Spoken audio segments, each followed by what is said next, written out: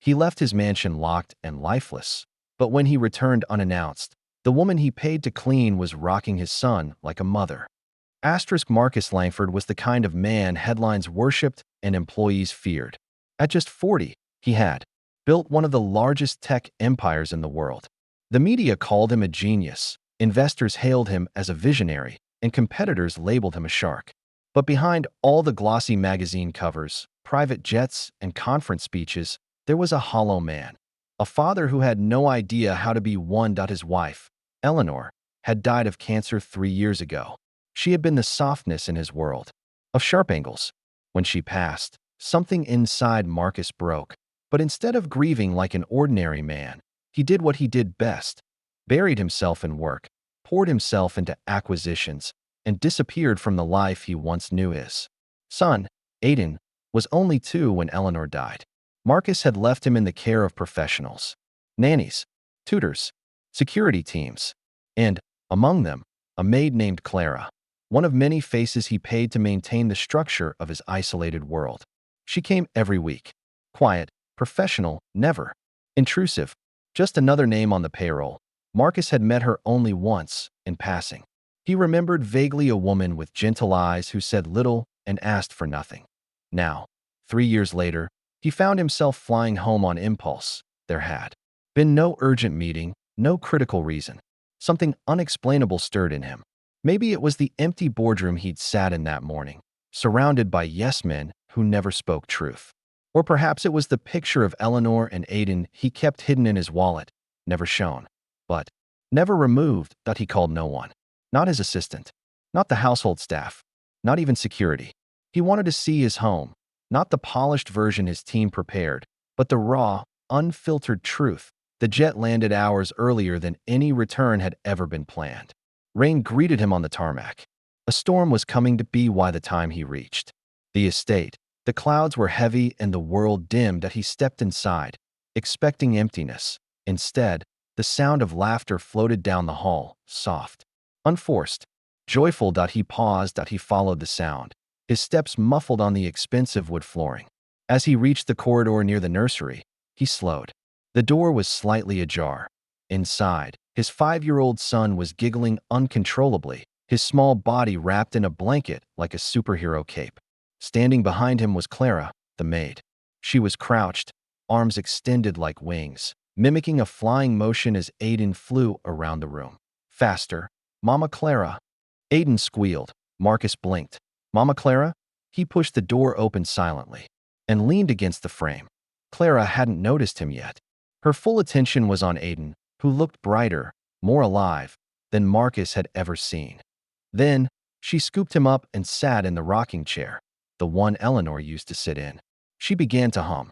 A tune Marcus recognized instantly. It was Eleanor's lullaby, the very same melody she used to hum when Aiden was still in her arms. His breath caught in his throat. Clara sang softly, the lyrics coming like a warm breeze through the storm outside. Wherever you go, my light will shine. Through darkest night, your hand in mine. Marcus took a step forward. She looked up and froze. Mr. Langford, she whispered, stunned. Aiden turned his head and beamed. Daddy. Marcus managed a nod, his eyes fixed on Clara. What? What is this? He asked, not angrily, but confused. Broken. Clara stood up slowly, placing Aiden gently on the carpet where he continued playing. I didn't know you were coming home, she said cautiously. No one told me. I didn't tell anyone, Marcus replied. I wanted to see things for myself.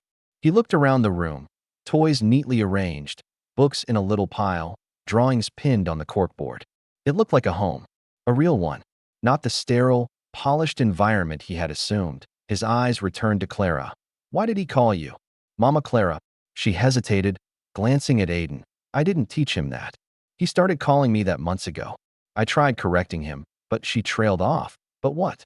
She looked at Marcus fully now, her voice steady. He said it. Felt right. He said I was warm like a mama, and that I smelled like cookies and sunshine. He missed her, and I never tried to replace her, Mr. Langford. I swear. I stayed. Every time the nannies quit or the tutors rotated out, I stayed. Marcus's chest tightened. Why? Clara looked down at her hands. I knew your wife. she said quietly. Marcus frowned. You knew Eleanor? I was her hospice nurse. Before she passed. Silence filled the room. I was there the night she died. She asked me something. A favor. Marcus stepped closer. What kind of favor? She said she didn't want Aiden to grow up lonely. That if I ever had the chance, I should stay in his life. That even if the house changed, even if you changed, Aiden deserved warmth. Familiarity. Someone who knew the lullaby. Tears stung Marcus's eyes, but he didn't let them fall. You never told me. You never asked, she replied gently. He sat down on the edge of the bed, watching his son play with toy airplanes. All this time, I thought I was doing what was best. Sending money, hiring the best, keeping everything running. You kept the lights on, Clara said softly. But the house was dark. Marcus looked at her. Do you love him? He asked. Clara didn't flinch. With all my heart. He stood up, walked over to his son, and knelt beside him. Aiden, he said, can I ask you something? His son looked up with bright eyes. Yeah. Do you like Clara? I love her, Aiden said immediately. She makes the monsters go away. Marcus swallowed hard. Clara stepped forward.